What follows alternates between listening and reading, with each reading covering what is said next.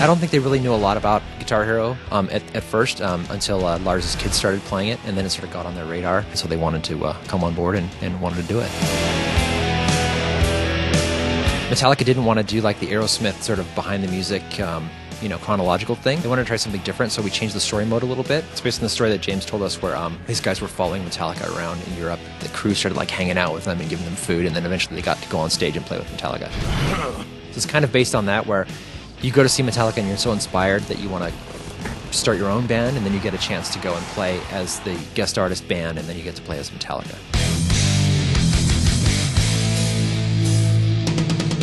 I gotta say that I really think that this is the best Guitar Hero game that's ever been made. I think the set list is amazing. All the songs play super fun. This type of music is just tailored towards making fun songs to play. We have music from every single Metallica studio album. We have stuff from Garage Inc. We have No Leaf Clover from S&M. I think we're representing Metallica's entire career.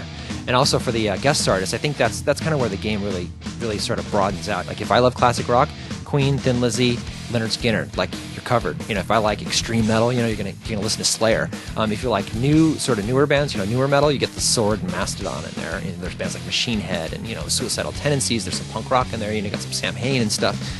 As a pretty broad spectrum. I think on its own it's a really great set list, but couple that with the great Metallica songs there, so it's just an amazing package. There's some songs that aren't so hard, if you're going to play a Skynyrd song, or even For Whom the Bell Tolls is pretty simple. So at the beginning of the game, it's not too hard. At the end of the game, when you're playing Fight Fire with Fire, if you're playing War Ensemble from Slayer, yeah, you're going to get slammed. If you're playing Expert or Expert Plus, man, those songs are super hard.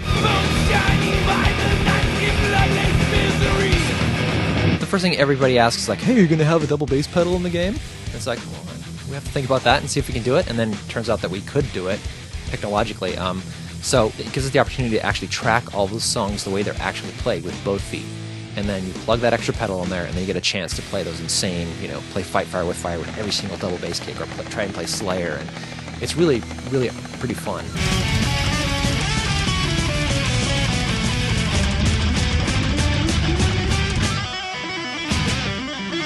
This time we have just a lot of extra stuff. We have some what we're calling official bootleg videos, stuff that most people probably haven't seen, which is really pretty awesome. And they have this one mode that we're calling Metallifacts. After you beat a song in career, you get the opportunity to play back the song without a note track, so you can watch all the cool pyro and all the animations and stuff that they did. And it also comes up with some little bits of information about each song.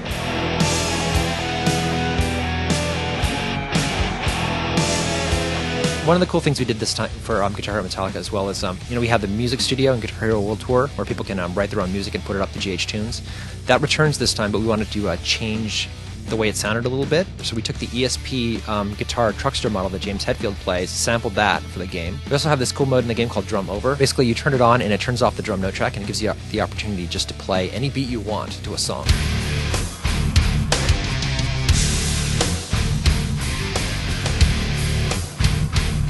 There's a core group of people here that I think would just work on it, 25 hours a day if we could, because we want to put so much into it, put so much extra stuff in there. So I think people will realize once they pick it up that it's not just a bunch of songs, it's not just a song pack. There's like bonus footage and lots of great stuff in there, and hopefully the metalheads out there will be happy.